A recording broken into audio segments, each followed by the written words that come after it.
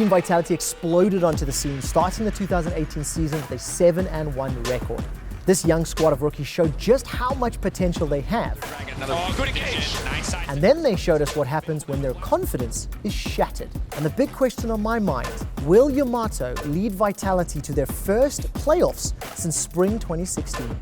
Splice have a chance to skip the quarterfinals if they can carry on playing the way they had. They had their first 2-0 week.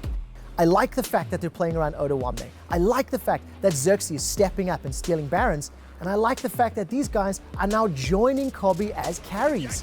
It's gonna fall. Splice, show us how it's done. The Unicorns of Love have made every single playoffs of every single split they've been in. Nobody believed they were making playoffs this split. But the Unicorns are on a 5-game winning streak. This miracle run, some people are saying, is divine intervention.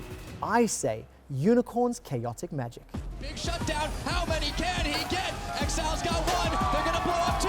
Another shutdown. Flexing forward for Kabi. Trying for the big outplay. But it's For the reigning champions G2 Esports, they've been stuck in the shadow of their arch nemesis Fnatic. And what they are fighting for today is redemption. If G2 want to make first, they have to win every single game from here on out. If G2 want to make history and win their 5th consecutive EU LCS title, it's on the last remaining member of the Old Guard, Perks, to lead his team towards eternal glory. For the last 2 years, Rocket have been the Kingslayers.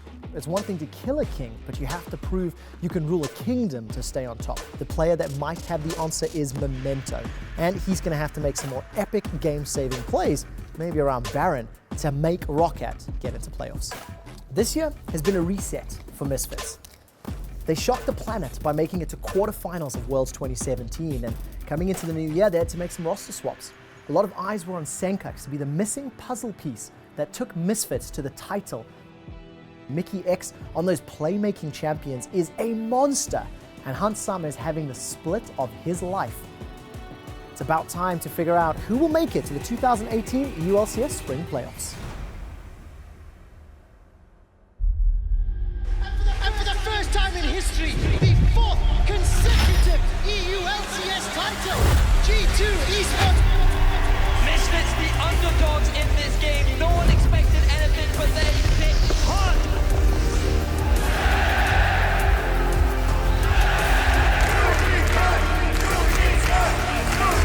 Drakos, the first Blood King! Let's make this a clean fight.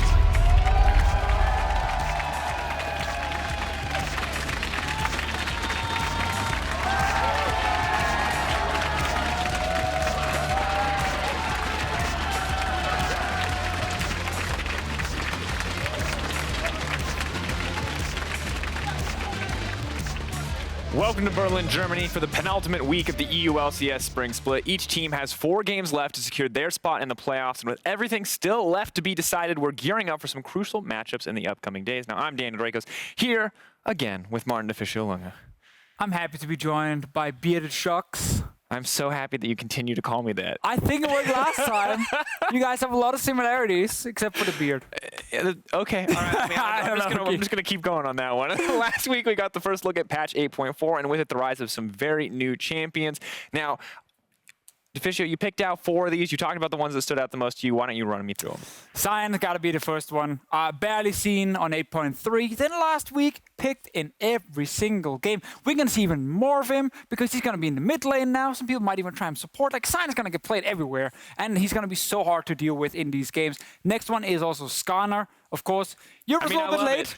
Predator, dude, it's just so good. I know. It's so good. And we had to wait for North America to do it. So shame on you, European players, for not figuring that one out faster. But of course, Predator Skarner, fantastic, involved in every single pick and ban phase so far. And as well, the Cho'Gath. I mean, I think with the rise of Sion, of course, you're going to see other tanks coming up and kind of deal with him. Cho'Gath has felt so good, looked great in the hands of Smitty J on H2K. All around, seems like just a really good pick. Yeah, build banner of command, can kill Barons early, kind of fits the meta. Last one is Xayah. While she did get picked slightly less last week, I think she's still stronger on this patch. patch, just because there were nerfs to like Kalista. So Zyra Khan is one of the best 2v2 lanes you can play. Fantastic for mid-game snowball, which is what every team is trying to do right now. So I think Zyra is even better now compared to before. Look, I just love that we get to see Zyra Khan. We get to see continuous engages and some aggressive bot lanes after so many calm things in like the 8.1 era. But of course, two of the teams that had a lot of success on the new patch were Unicorns of Love and Splyce. They were the only teams to go 2-0 last week. Splyce finally breaking the 1-1 curse. Finally, after so many weeks. It was actually good to see them play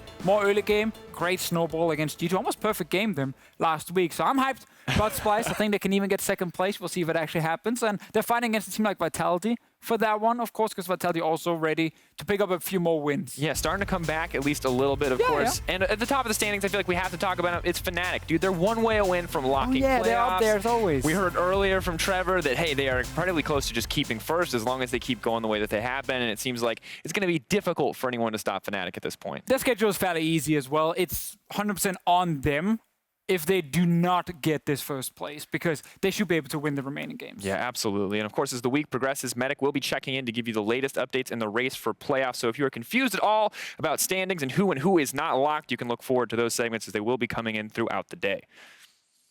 And technically, no one is locked yet? Technically, no one is locked yet, which is why this is important for Medic to tell us, because we don't even know yet. So one matchup that can prove to be pivotal is coming up later in the day, however, between Splyce and Misfits. Two contenders in the fight for a quarterfinal bye. Some said that this could have been our match of the week, but regardless, it is going to be one. You read Reddit. It's exciting. Okay, Reddit, maybe. All right, we're going to see. We're going to see, okay, who was right this time. Either way, it's going to be hyped. Deficio. It can just be second match of the week, because we've done that 2 weeks in a row now. It's going to be a big game between these two teams. Both of them, showing a lot of good things, but still some weaknesses. And I just want to see who actually ends up highest in the standings, and if either of these teams can maybe get a second place. Yeah, and also top of the standings, the people fighting for second is interesting, but also the people towards the bottom are really cool to me too. You've got Schalke, you've got H2K, both in very different situations. Can any one of those teams actually rise up? One team we didn't hype at all, H2K. The other team we maybe overhyped a little bit. Schalke, blame us for that one, because they're down there with H2K, and at the moment, I think there's a higher chance that H2K will make playoffs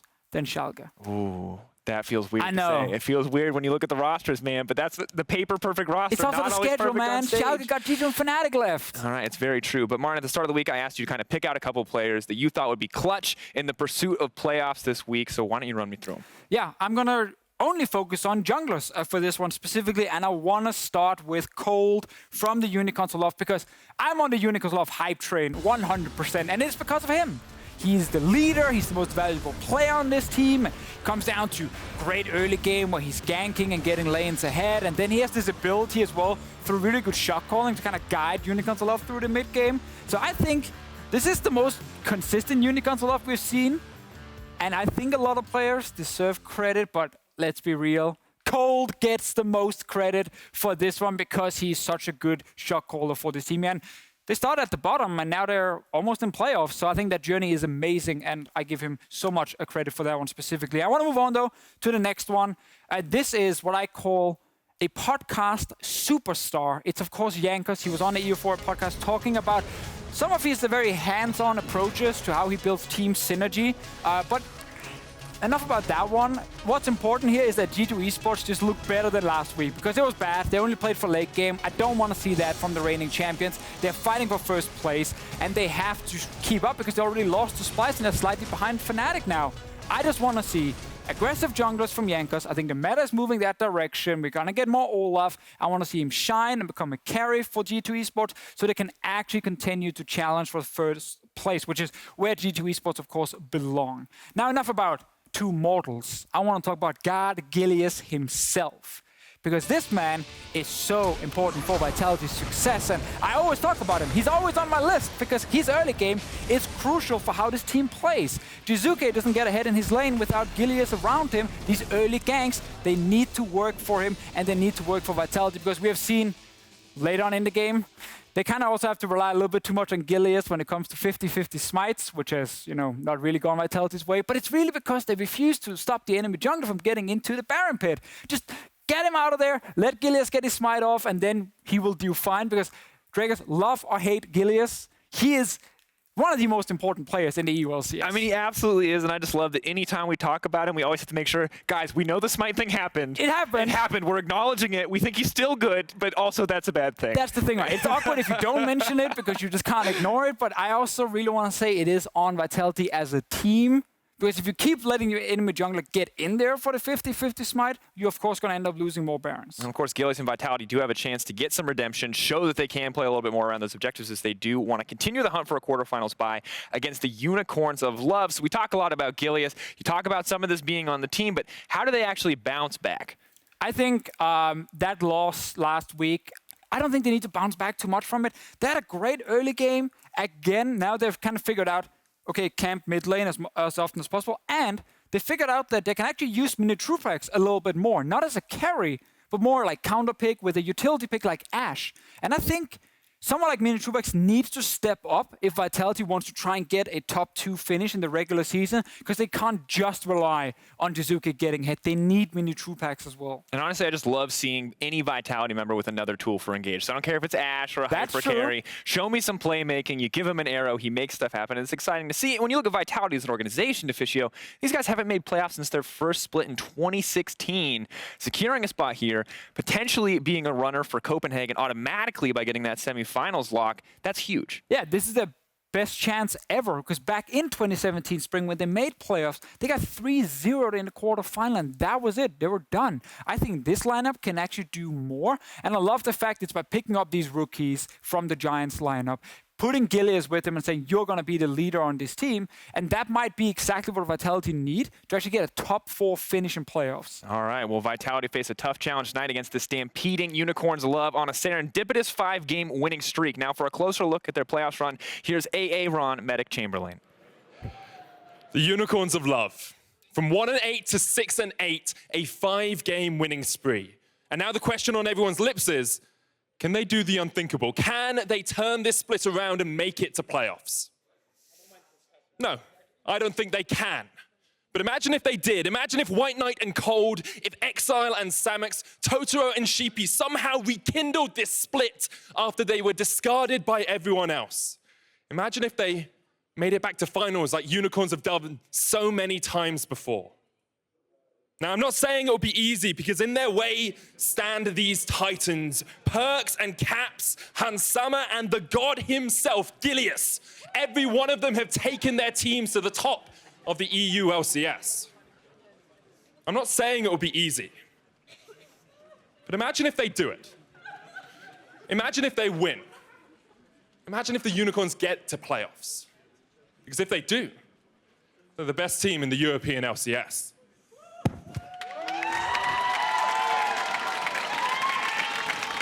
That is one hell of a mic drop. Thank you very much, Medic, and good evening, ladies and gentlemen.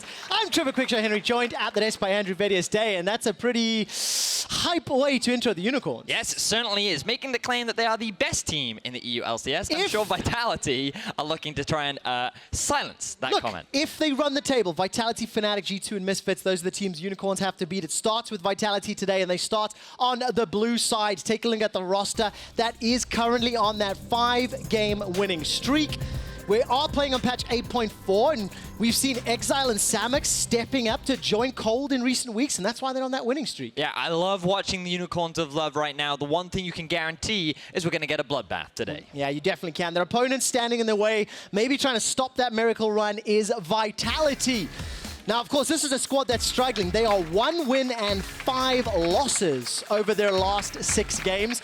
There's a couple members of the audience today wearing Gilius's face mask, and they're here to support the team.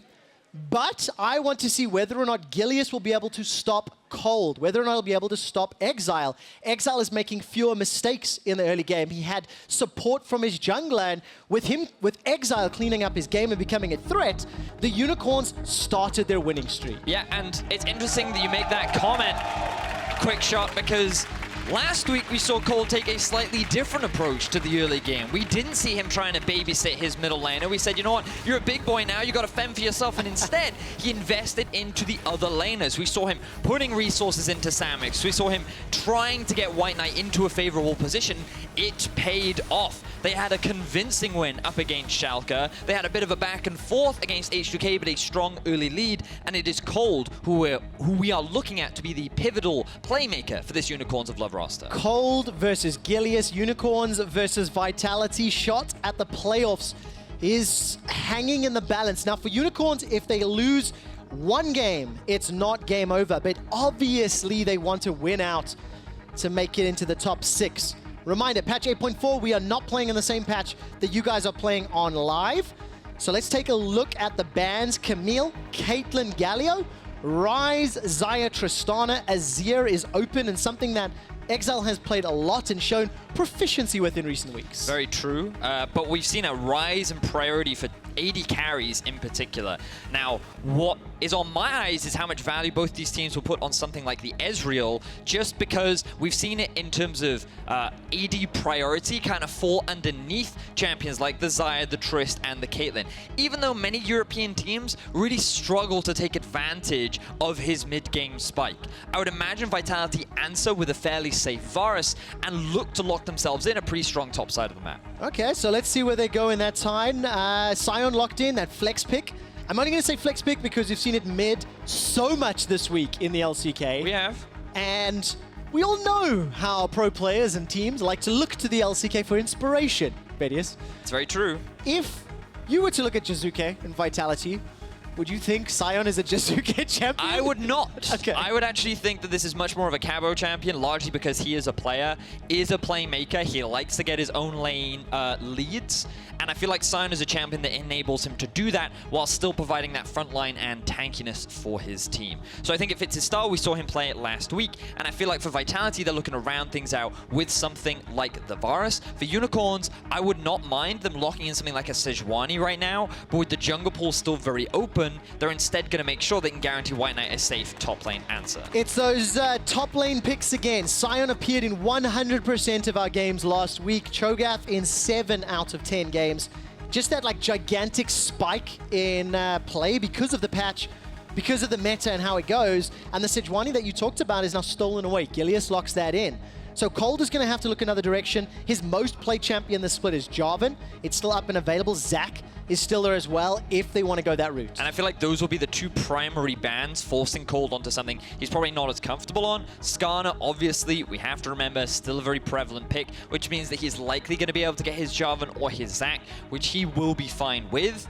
But Unicorns, they can really pinch the AD carry pool, and I'm just throwing it out there, this could be another Ziggs AD carry lane for Team Vitality. Interesting. What makes you lean towards that favor? That Varus you talked about earlier is now banned.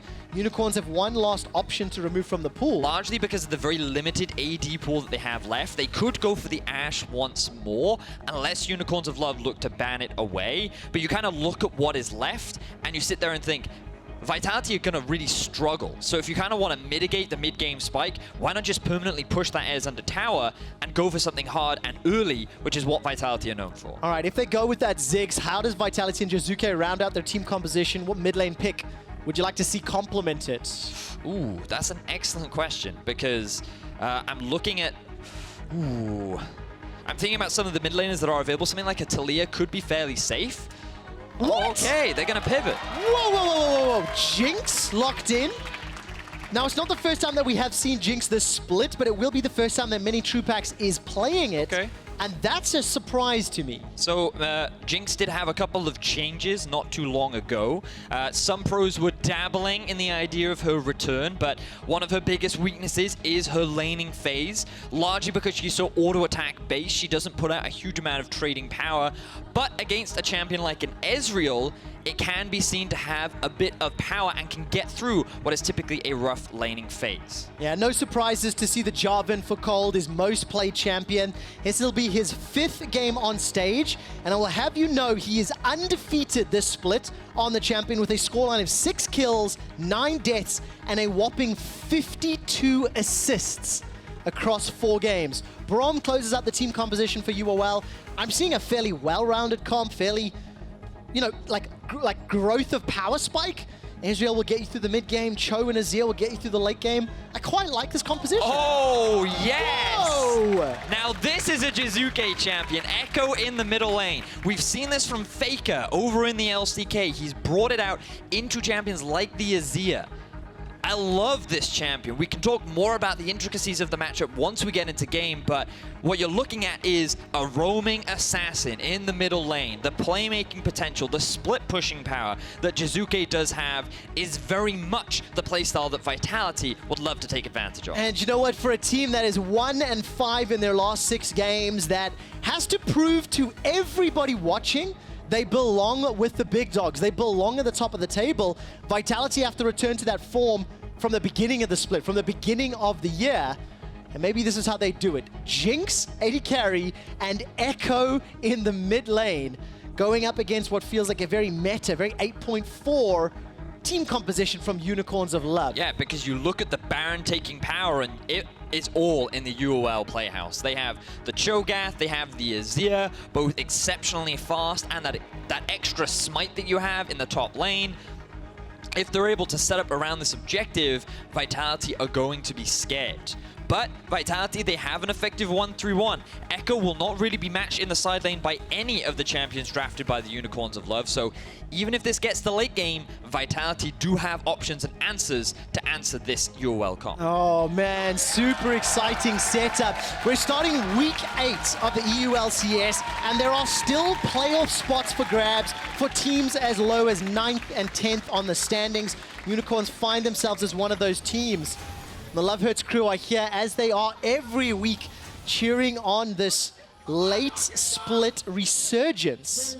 But how much magic do Unicorns have left? How many times can they continue to impress? Because they've got such a difficult road ahead. And it's going to start with this game. Let's talk laning.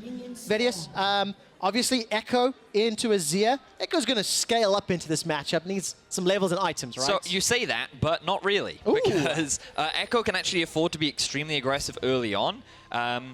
Once he hits level 2 specifically. Now the thing about Ekko is you want to take note of his passive, because the 3 hits that you get with his passive give him a huge extra chunk of damage, but more specifically the movement speed that you gain means that it can be rather challenging for your opposition to trade back with you. So you jump in, you quickly get the 3 hits in with the Q, which can apply 2 stacks, and the E, and then you quickly dash back out again for a favorable trade. Now, the reason why he can afford to do that a lot in the early games is because he's also running the teleport. I imagine that he's going to go for a bit of sustain. We can see that he's decided to go for the Dark Seal into the Rejuve pot rather than something like the Corrupting Potion. What I imagine he's going to look to be rather aggressive in the early lane, try and get a bit of early push-off against the Azir, TP back, get an early item, and then once he's got an item advantage over his opposition, continue on with the pressure. And of course, all of that can happen as long as junglers don't interfere. Very true. So my eyes will be on Kold and whether or not this early ganking Jarvan could set something up, and whether or not Gilius will be getting involved. This mid lane matchup could be so crucial and so pivotal as the game plays out. Looking at early starts here, both junglers starting on their respective red buffs, and nobody's going for any sort of cheeky shenanigans just yet. And if I look at the minimap, Minitroupax and Jactroll, they're currently pushing into Samux and Totoro. Obviously using that switcheroo and that Jinx rocket to use the AoE and push that wave in. And that's one of the things about Jinx, is that, as we mentioned, during the laning phase, she's typically fairly weak because all of her damage comes from her basic attacks. The chompers can be easily dodged, especially by a champion like Ezreal, and the W is so slow that you often don't rely on it as a trading tool during the laning phase. So you kind of have to build up the stacks initially on the minigun, and then you use the rockets for the extra bit of damage. But against Ezreal, if you stand behind minions, you can often mitigate a lot of his trading power, and a champion like Braum can't necessarily follow up on that level of harassment. So the simple laning wave clear is in the advantage of Vitality's bot lane, which is giving them this pushing power and forcing Samux and Totoro to back up. Well, very nicely done then for Minitroupax and Jactroll. We'll see what sort of pressure he can garner. Kold with an early invade, just stealing away these Krugs, had some support from WhiteKnight as well, instantly peeling down and takes a couple of shots from Cabochards. Also want to note that we've been seeing more recently a shift on a lot of specifically Exile's Azir. we've seen a lot of Comet in the past, where typically you just kind of go for that additional poke, but by going for lethal tempo, you get that bonus attack speed, which later into the game offers a huge amount of value and extra damage per second. And it's just a slight shift that Exileh specifically has taken, and we've seen slowly adopted elsewhere around the world too, to just give you a little bit more late game value out of that route. Do you like it? What option do you prefer, personally? So from my experience, I like Comet for the laning power, but I think it makes more sense when you're going towards, like, playing towards Baron, because it gives you that additional bit of attack speed that that really facilitates the extra damage per second. Okay, that makes sense. It's preference, right? Yeah, it's a preference thing. Exactly as predicted there, Vedius. Jiizuké shoved the wave in, got a couple of CS under his belt, has already backed, picked up a control ward, used that teleport and the Doran's ring, and he's already jumping onto Exileh with that phase dive. Now, obviously, the small CS discrepancy will be balanced out as Exileh can farm under the tower fairly safely. And we've gone past that 3.5, 4 minute phase where you could see some early ganks. I want to know which lane is the most gankable. Ooh. It's so tough. I would say that if you're unicorns, ganking top would not actually be a terrible idea. Largely because when you have a Cho'Gath in lane, he offers a huge amount of utility, and Jarvan early on, especially going with the Electrocute, has a lot of damage. So you have kill threat towards the top side of the map, and it's a strategy that UOL did last week just to get WhiteKnight ahead during the laning phase to mitigate some of the pushing and snowballing power that a Sion does have. For Vitality, bot lane is actually an option for them to gank, and originally I didn't think you could gank a Tahm Kench lane, but after I saw the creativity that Totoro brought out with the Tahm Kench, you actually just move behind the tower, you ulti, and you just then flank behind your opposition with the jungler in tow, and you set up for an easy gank opportunity. And when you have the level of utility that a Sejuani has, I could see bot lane being an avenue for Vitality to try and play. We actually watched that exact play with Kold jumping into Totoro earlier, and this time around, I'm just imagining some of the combinations. You can deliver Gilius, you could potentially have a TP coming down from Jiizuké, maybe even Cabochard, and then it's good luck Totoro and Samux. One arcane shift's not going to put enough distance between anybody. But no shenanigans yet. I'm looking at the minion dematerializers. 6 stacks for Cabochard in the top lane, 4 stacks for Jactroll in the bottom lane, and Exileh does a very good job there of sliding to his sand soldiers and dodging a lot of the damage from Jiizuké, winning that trade. So, to talk about your first point, well, I think you're going to have to hold that thought. Emperor's Divide from Exileh! Man, that's so nicely played, forcing out the chrono break from Jiizuké. Okay, so a lot of cool intricacies going on right now in the 1v1. The thing about Jiizuké is if he can't get that third hit proc, he doesn't get the bonus movement speed, which makes it very easy for Exileh to just send his sand soldiers after the small time boy, and you get a lot of favorable trades going in your favor. So Exileh very aware of what he needs to avoid, and he's successfully dodging out that harassment from Jiizuké. And in this instance, expecting Jiizuké to be on the aggression once again, because that's kind of what you need to be doing in this matchup. He then looks to punish him with the ulti, and it ends up being a trade of ultis. So this will relieve more of the pressure from Exileh, because Jiizuké now doesn't have that additional safety tool. Knowing how important Exileh is for the Unicorns of Love, this can only be a good thing for UOL. Exileh winning the laning phase. There's a sentence I did not think I was going to say. So far. Touche. 7 minutes in, he's up 12 CS. He's handled the pressure that Jiizuké's put on despite repeated attempts. But what's important is what happens next, right? How you convert that lead, how you work with the rest of the team. And it only gets harder to survive for Exileh, because as an assassin, that is what Ekko innately is, and he's going to look to do a huge amount of burst damage in a short amount of time. And when you look at Azir, who is fairly mobile, Jiizuké's going to constantly look for opportunities to just chip him down. And the more items he has, the more burst he's going to get. And when Exileh's only running the cleanse, that's something he just has to be very cognizant of as the game progresses. I mean, Exileh seems to be very, very comfortable in this matchup. He's dodged a lot of skill shots. And obviously, it's why he's in the lead. Kold has now popped up to clear out some wards. And looking down the CS numbers, Minitroupax plus 10. He's doing well in that laning phase, using the early advantage that we've talked about. And no surprise, the wet noodle fight in the top lane. Emperor's Divide, used defensively here from Exileh. Follow the Ghost. Follow the Chrono Break Clone. There's a sentence and a half. Because, of course, any time UOL are chasing Jiizuké, he can just dash backwards. Sion is looking for a flank. What can he find? Jiizuké forced to use the ult defensively. First blood available for Vitality and secured by Gilius. A flawless flank by Vitality. Nice roam there from Cabo. We saw him moving through the river where UOL have absolutely zero vision. They were able to set up a gank in the middle lane because Vitality were constantly playing on the forward edge. Jiizuké was looking for fights non-stop against Exileh, so it was only a matter of time before Kold looked to try and punish that gank, and Vitality was setting it, waiting for it. They see Kold come in, Jiizuké uses his ult to get back out, and then immediately they're able to get the shutdown kill. But we don't care about the kill, we gotta watch farming. Troupax getting those last hits. That's really the takeaway that we need to get from that replay. It is indeed, because of course Minitroupax on patch 8.4 is one of the damage dealers for the squad, right? Yes. If you look at the changes in the patch from last weekend, obviously a prevalence of Sion on the top lane, a prevalence of tanks in this banner of command, the damage share across the teams have changed. You can see top dropped from 23% to 15%, and AD carry picked up a lot of the slack.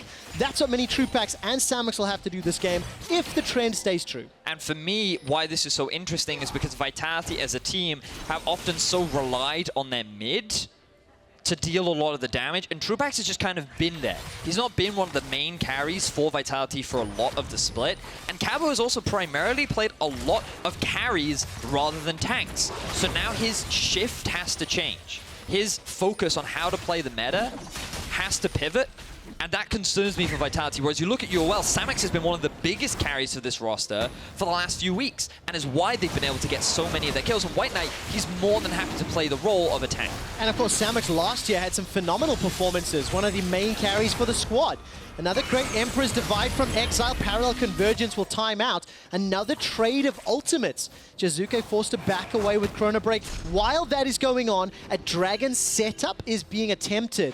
But neither team has an advantage yet. It's an even gold game. The CS advantages for WhiteKnight in the top lane and Exileh in the mid lane means they're staying close to Vitality, despite Gilius getting that first blood with the help of Cabo. I'm looking at teleports, I'm looking at this WhiteKnight roam right now. Remember, Jiizuké has no ulti, does have the flash, but a good silence can really mitigate his escapes. Well, Feral Scream, and Jiizuké just steps forward. Very easy escape, but you can just feel the tension. These teams want to fight. Glacial Fissure comes down, flash forward from Gilius, defensive from Totoro. He gets stunned up by the passive of Sej, and now Jactroll's running for his life. An arcane shift forward from Samux, Kold waiting in the wings, not going to go for the flag and drag flash. Samux True Shot Barrage is on cooldown, and Unicorns of Love, despite a turnaround, do not get the kill. Now, Gilius, interestingly enough, decided to flash onto Totoro, but a good ulti there from Totoro was enough of a disengage to allow Samux to get a lot of poke damage down and then force Jactroll back.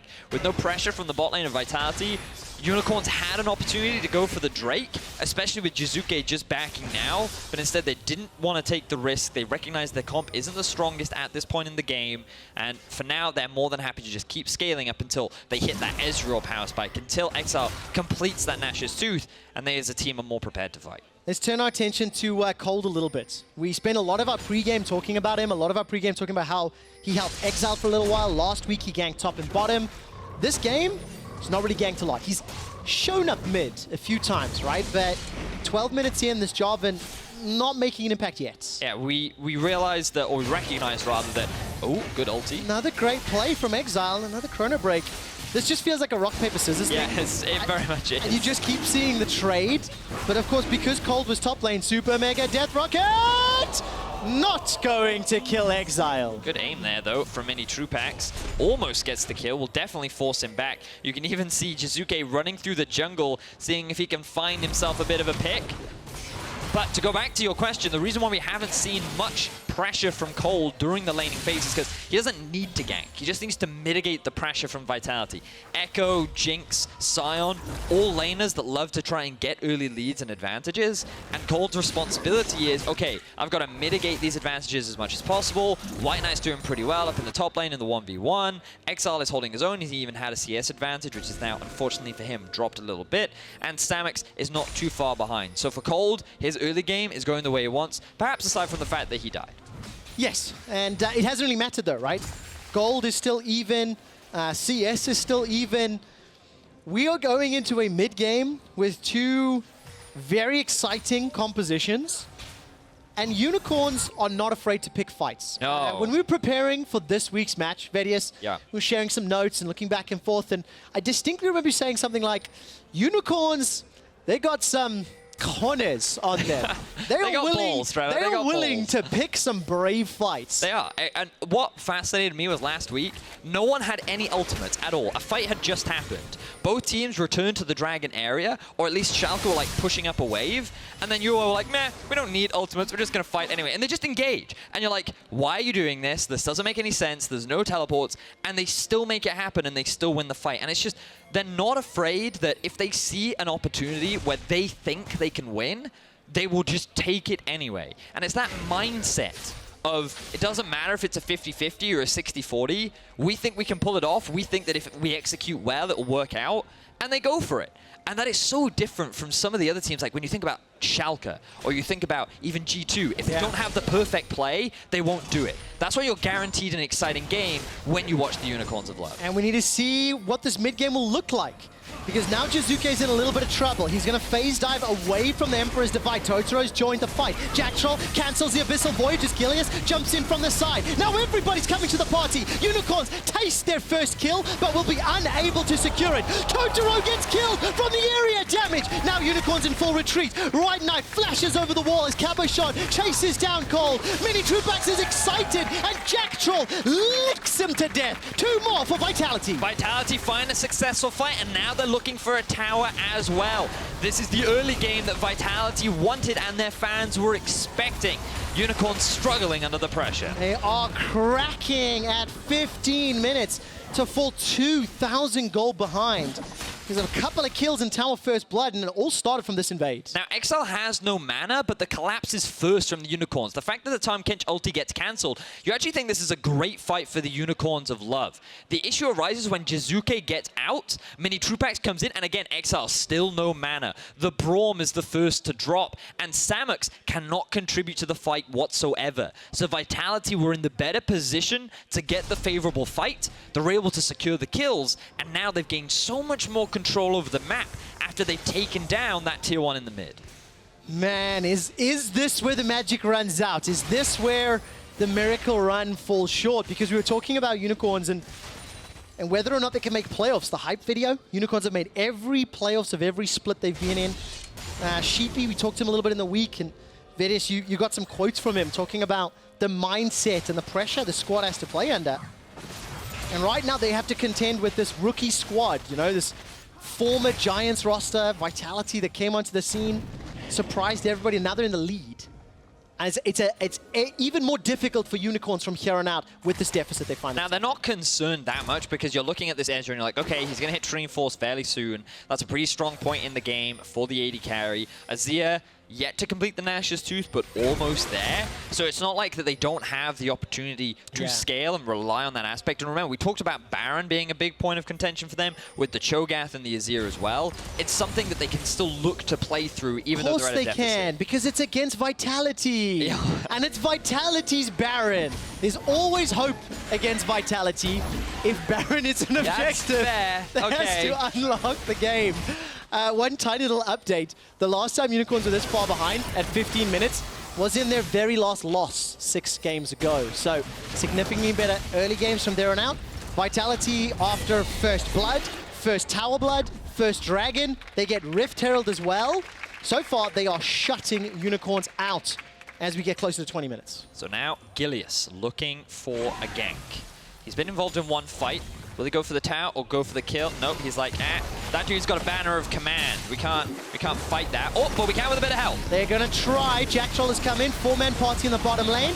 Rooted up, that's gonna be a kill onto WhiteKnight. Minitroupax is the recipient down in the bottom lane. Jiizuké takes one with him before going down, and the tower's not under threat yet.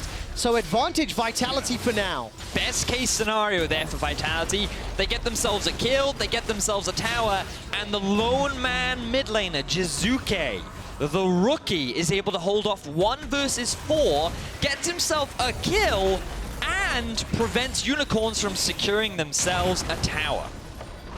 That's pretty good, if you ask me. That is damn good. This is why so many people look at this mid laner and say, for sure, he is the rookie of the split. And there is much debate. There are many questions surrounding these kind of players. But Jiizuké, when you need him to step up, when you put him in a position to carry, he's always able to do it.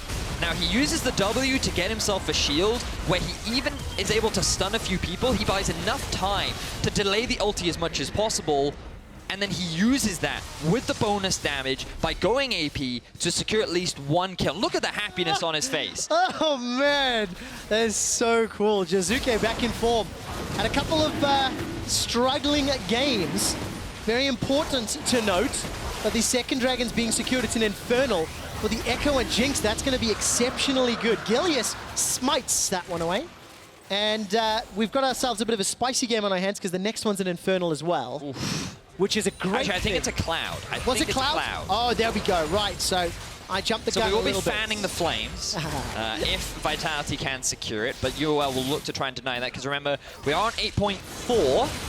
And that means that Baron and Elder Dragon did receive those buffs. The first Elder Dragon obviously not as strong as the second Elder Dragon, but we can talk a little bit more about that if it comes down to it. For now, Vitality holding on to a very healthy gold lead, maintain control over the vast majority of the map, but not really pushing their vision that deep into the UOL half of the jungle. I imagine their eyes will be set towards this bot tower, but with Baron spawning soon and the looming threat of a Cho'Gath, Vitality do not want to give UOL that much control around the objective. Okay, step a little bit out of the game. It's 20 minutes. Vitality have got a nearly 4,000 gold lead. And they've had leads in the past. They've had difficulties in the mid game.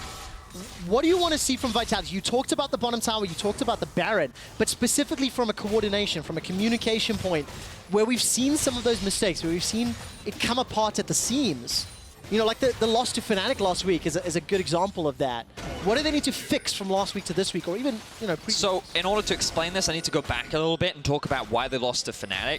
And you look at a lot of their fights, and it was very questionable in terms of the decision-making that Vitality actually made. Why were they taking some of the fights they took? What were they hoping to gain from some of the fights that they were trying to set up for? And what I'd love to see this time is their fights actually make sense. They look to engage onto Unicorns when they're in a good position to do so, and when it will net them something substantial rather than blindly going in for a trade and hoping for the best.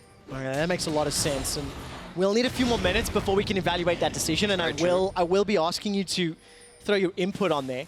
I'm just looking at the items. 2 item spikes coming in, mostly on the Vitality side. Obviously with that gold lead and advantage. Hurricane plus Eye-Edge for Minitroupax, and Jiizuké got himself that Sheen and Proto belt, sitting on a fair chunk of change. So definitely going to use that power advantage as we get to these next few fights. And you're talking about the items. I'd love it if our observers could quickly switch over to the gold, just so that we can see that Samux should in theory be a little bit even. But even with the Kleptomancy, he's still very far behind because of the 2 kills that Troupax did pick up, along with the extra towers that Vitality have secured over the map. So Klepto, only enough to keep him on the 2 item spike, but still a very big deficit behind the enemy AD carry, and Jinx will outscale this Ezreal. He is strong once he's gotten himself the Trinity Force, but I don't know if it'll be enough in the next few fights. Well, very nice flag and drag flash there from Kold. Keep following the Ghost for the Chrono Break. No squishy targets yet. Jiizuké's running for the phase dive and just gets run down by 4 members of Unicorns. Samux picks up the kill. That'll close that goal difference. Good punish there from the Unicorns of Love. Surprised that Jiizuké wasn't able to spot that out with the amount of vision that Vitality have invested. He's now going to be dead for about 27 seconds, but he does have the teleport available. Rookie player, rookie team, rookie mistake with that sort of a lead. And it's little things like that that we see every now and again seeps into the gameplay. And that's kind of where Vitality have shown openings. But I also think it's great from UOL to try and punish Jiizuké, simply because we talked about how Ekko in a side lane can't really be matched by anyone on this Unicorns of Love roster, especially once he's completed that Lich Bane. So by shutting him down now and putting him slightly behind, it gives them more time to get more gold, more items, and then basically force Jiizuké to group up around the Baron, which is very much what UOL are relying on towards the next few fights. So again, look at the mini-map. You can see there are actually no wards in the river at all. Yeah. And you can put that down to the team, or you can sit there and say, Jiizuké, you shouldn't be pushed that far up. If you don't have that kind of vision, regardless, it was a mistake from Jiizuké, and UOL did a good job of punishing. So important that the 2 kills Unicorns have picked up are on their 2 carries, Exileh and Samux. True Shot Barrage, that's just going to be to interrupt Jiizuké. Put him on tilt, hit him where it hurts. Because that's all that ultimate was. Sending a message. Exactly that.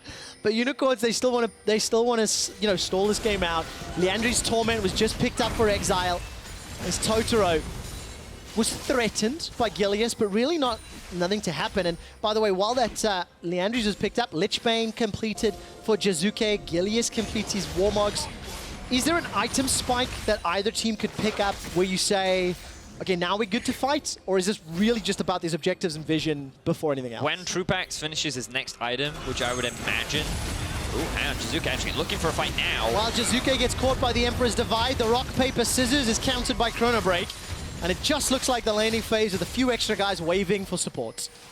The third item on Jinx would be my go-to item for Vitality to try and force something. UOL, they should actually try and force a 5v5 right now, because you're seeing how difficult it is for Jiizuké to actually get involved in the chaos that is a 5 versus 5 unless he can find an optimal flank. Both top laners have teleport available down in the bottom lane. They're trading in terms of minions and damage. And I'm looking at the cooldowns that were used. On the side of Unicorns, obviously Emperor's Divide and that Glacial Fissure. 2 very, very impactful spells in the team fights. But it is crazy to see the tension in this game. Unicorns, they don't want to lose. They don't want to lose. They don't want their win streak to end. Now, Trev, I'm going to derail a little bit, okay, but focusing in-game. Right. Because the difference between a confident Ekko player and a responsible Ekko player is the next item that he purchases. Now, a responsible Ekko player would get himself a Zhonya's, because you're diving into the thick of things, you need that extra bit of security, it helps buy time for your Ghost to catch up so that you can use the ulti damage in a big 5v5. However, how would I say, a confident Ekko player. Brave Ekko player. Some Americans would perhaps say Chad Ekko player. Who knows? Regardless, one would go for something like a Void Staff, maybe even a Death Cap, or one of the new items, the Spellbinder. But that's very dependent on how confident Jiizuké is feeling and how much he's looking to be an assassin in this game. I want you to predict, knowing Jiizuké, thinking about him as a player, the Italian stallion. Well, I'll give you a moment to think about that. Once again, Emperor's Divide, this time used to send Jiizuké packing. Kold is caught out, and this will channel the teleport. It will be completed from Cabochard. The chase continues as Kold will put down the Cataclysm. Teleport completes for WhiteKnight. The fight in the jungle. Defensive flashes from the Unicorns of Love as Vitality get excited. Minitroupax is rampaging forward. Kold to use the flag and drag backwards. A flash forward to Minitroupax. He misses 2. The tower's enlisted to help the Unicorns of Love, and that shield will not be broken, and it will be taken down. Vitality get themselves 2 kills. Jiizuké! Not done yet. There's your answer. Confidence from Jiizuké. Vitality get themselves 3 kills onto the Unicorns of Love. They have the Baron in their eyes, and this is the best setup to prevent Gilius from getting outsmitten. Well, the best way to guarantee the smite is to make sure there is no contest whatsoever. Vitality with a fantastic team fight. Now, the key thing here is that UOL back up into a choke point, which is perfect for the Jinx. Watch Minitroupax and what he's able to do in this team fight. He is completely safe on the back line. Jiizuké is just poking in and out, utilizing his ultimate to reset his health. And then when UOL think they can go for the re-engage, oh no. Look at how the Jinx just rips through this front line. A big ultimate, multi-AoE damage, everyone is chunked low, and UOL are just constantly on the retreat. Samux cannot have the same level of impact that the Jinx can, and the moment they try to get a little bit back, Vitality just takes so much more. Man, Jiizuké, did that phase dive follow him over the wall? No, it was a flash, all right. It did though, because he flashed and then he E'd as he jumped, and it allowed him to get that the is chase. insane. It looked fantastic. But he then threw his Q the wrong way, so... We'll forgive that, okay? There is a shutdown kill onto Minitroupax. Didn't even bad. see how that was set up. Ladies and gentlemen, let me introduce you to the mid-season Vitality as Minitroupax is taken down. A tower is secured in the bottom lane. Jactroll is chopped down by WhiteKnight. And just as Vitality pick up an advantage, they throw a little bit of that away. Chrono Break not going to connect with Samux. He continues to run for his life. Jiizuké's got himself a needlessly large rod, leaning into that confident player we were anticipating. And for the cost of 2 kills, they get 2 towers. I still call worth. Yes, I mean, so... Yeah, it's tough. It's so tough. Yes, it was worth for Vitality because they get another objective on the board. But they lost 2 Barons. They also lost a flash on their support, but also, like, that is just not a mistake that you should be making. I need to see the replay, see exactly how that was set up. But Jiizuké, here you go, the counter to Ekko, Baron minion. Oh, yes. No, sorry. Banon minion. Banon minion. It's all right. It's all right. We got it. We got it. Got to see a lot of those Baron-empowered cannon minions last week. Vitality don't have the same tools to protect theirs, though. No, they don't have... Well, the Jinx traps will actually help a lot. I take that back. I take that back. We'll see how effectively they can. Another tower's going to fall, thanks to those Baron-empowered minions and the mid lane. I mean, this will be 6 towers all together, and Jiizuké goes all the way forward and all the way backwards with the use of that Chrono Break. Unicorns of Love are pushed all the way into their base now, Vedius. They're nearly 10,000 gold down. They've got no structures left to fall back to. And at 30 minutes, it's looking like the magical run will be coming to an end. We'll see how the siege continues to play out. Well, Unicorns, they are a team that often doesn't give up, and they still have the ability to fight. They have been outscared a little bit, but we'll see if they can find that pick that they're looking for. I feel like an opportunity is arising for them. Does indeed. Exile's got that Void Stop doing a lot of damage onto Vitality, but they can't kill a minion. The Banon Million Bob is wrecking Unicorn's base. Vitality use Baron buff. They use their gigantic gold lead, and Unicorns, they cannot initiate, so they lose their inhibitor completely uncontested. Unicorns relying on the Azir wave clear to try and stall out, but that is one of the big advantages of the Banner of Command minion.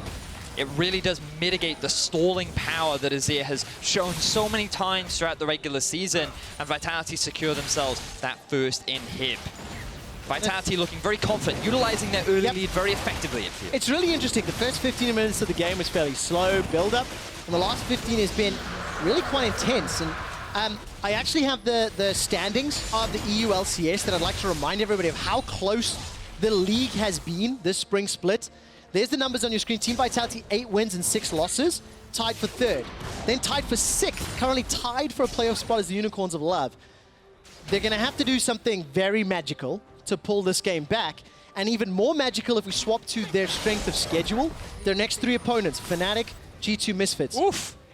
If Unicorns lose this game, they'll need to win a lot more and hope for others to lose as well. They'll lose some control of their destiny. There's so many options that could happen. Basically, you have to win every game at this stage. It's tough for the Unicorns of Love, and that's why Medic was able to make the claim that he did earlier on, make the statement that if the Unicorns could do it, then it really would be a big statement because of the names that they have to get through. But right now, they are struggling versus Vitality. They're at a 10,000 gold deficit. They are grouping up in the middle lane. Sion is in the bot, but does have the teleport. And for now, they're just hoping for Vitality to slip up. Yeah, let's see if Unicorns can hold off the pressure. Super's only in the middle lane, so that's not the end of the world. A gigantic Baron power play for Vitality of 5,000 gold. And in terms of the itemization, ZZ Rod picked up for Cabochard to go along with his Banner of Command Bloodthirster for Minitroupax to complement his Eye Edge, Rapid Fire Cannon, and Hurricane. No armor pin yet, but that's fine. He only needs to 2-shot Exileh and win the game. And there we go. Where is Jiizuké? He's got himself the death cap. We'll look at him in a moment as Cabochard, I think his ult was interrupted. It was indeed. Teleport's coming down for Jiizuké. Cabochard is still alive! Jiizuké with a death cap will not get the kill. Cabochard from beyond the grave is trying to run down. Jiizuké, by the way, chrono breaks back to the top lane. This will allow Vitality break open the base, take down another inhibitor, and so many ultimates are available for Unicorns. Will they look for the fight? The Flame Chompers will dissuade a chase. And Vitality, despite losing Cabo, they will get the inhibitor. That's how split pushing works. You lose one thing on one side, but you gain more on the other. Vitality with the 4-man unit, even with the cheeky chrono break there from Jiizuké, kept their 4-man roster, did not try to save their top laner too much, and were able to secure themselves another inhib. And Cabo, he's just trying to generate pressure. It doesn't matter if he falls, as long as his team can capitalize. They were in arguably a bit of a poor position, but Cabo bought so much time for the rest of his team, and then Jiizuké even comes in and forces the summoner spell out from Exileh as well. Another best case scenario given the situation that Vitality were put in. And that means Vitality just extend this lead. The mid inhibitor will be respawning fairly soon, and there is the Elder Dragon coming up next in a few minutes' time, but for Unicorns of Love, it's looking more and more desperate. For Vitality, this is going to set themselves up well. Looking forward, they're still playing for seeding. They're still playing for as high a placement as possible. And of course, they have to finish this game first. Samux not going to connect with the Mystic Shot. And I'm looking at the minimap. Somebody has to go to deal with those super minions. They're pushing into the Unicorns base, so Unicorns cannot stand here at 5-man strong for too long. Look at the flank here from Jiizuké. It's something that UOL have to respect. He has so much burst damage, going for that extremely confident build. If he does get CC'd, he will die very quickly because of how squishy he is, but at the same time, if he gets on top of Samux and he gets that 3-hit passive off, that is a lot of damage that is going to befall the AD carry. Compare the damage difference between Samux and Minitroupax. Samux has got the Muramana, Blade of the Rune King, and a Triforce, versus Bloodthirster, IH, Rapid Fire Cannon, Hurricane, and a Cutlass. Yep. That is a terrifying, terrifying Jinx. I mean, Vitality have outscaled the Unicorns. They have a level advantage, they have more damage, which is why UOL are kind of relying on a throw here from Vitality. This is their game to lose, and with the Baron spawned, we know that sometimes has been a bit of an issue. So UOL are still holding on to that avenue. They still have the Cho'Gath ultimate. They're just trying to clear out the waves and not concede too much pressure so they can still answer should the Baron kick off. This just feels like Vitality from the beginning of the split. This feels like a confident Vitality, forward-playing Vitality. And they're going to set themselves up here for a Baron attempt. Unicorns aren't even anywhere near. There's no vision. Unicorns maybe looking for an initiation, but Cabochard can come up from behind. Teleports not available to Jiizuké. And Cabo actually... Wait, where did that ult go? He just did a drive-by across the lane. Oh. It was the ultimate zoning tool. Right. And well, they got the Baron. That was the goal. There we go. Secure the Baron uncontested. It was just a distraction method. And that's exactly what they wanted. Elder Dragon's up in a minute. They've got a lane of super minions to work with. They've got all sorts of buffs to play with. And Kold's going to take down the ZZ Rod as a tiny, tiny solace before what could be the final siege. So now, UOL don't really have any other win conditions left. The Elder Drake isn't really one. Vitality don't even need to play around it. They have a big minion wave grouped up in the middle lane. The rest of them can group down bot. They can even send Jiizuké up to the top lane if they want to just walk those minions into the base. And it is, I'm going to say, near impossible for UOL to really come back from this game. It's simply a matter of time. It's always not a great thing to say as a caster, but you got to be real. Yes. And Vitality have just been playing too well. All game long. They've been in the right positions. They've picked the right fights. Yes, you can be critical and highlight a couple of individual positional mistakes. But let's see how these team fights play out. Minitroupax going to be significantly more scary. Rupture comes down as Vitality continue to push forward. WhiteKnight and Kold have been melted. The unstoppable onslaught comes in. Jiizuké coming in from the side. Parallel convergence goes down, and Jiizuké is not going to find the kill just yet. Continues to jump forward. The Time Winder tags Totoro. That will drop him thanks to the ignite of Jactroll. And Samux and the rest of UOL running backwards. 5 versus 4 Baron-empowered minions. Jiizuké's got enough time to recall, chrono break back to the mid lane, and now Unicorns are left with only one Nexus turret remaining. Unicorns, they were on a 5-game winning streak, and Vitality wanted to shut it down. Simply the Nexus stands in their way, and Vitality are looking to go 9-6. There are too many minions to deal with. Minitroupax gets jumped on with the Cataclysm, and despite a lot of damage on the Cabochard, it's WhiteKnight that goes down. Vitality, stop the magic in its tracks and take down the Unicorns of Love.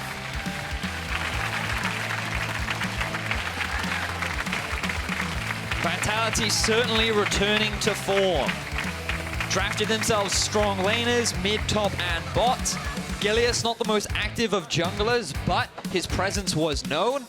He supported the laners that fell a little bit behind, but even then, he was in the right place at the right time. Loved the roam that we saw from Cabo down to the middle lane.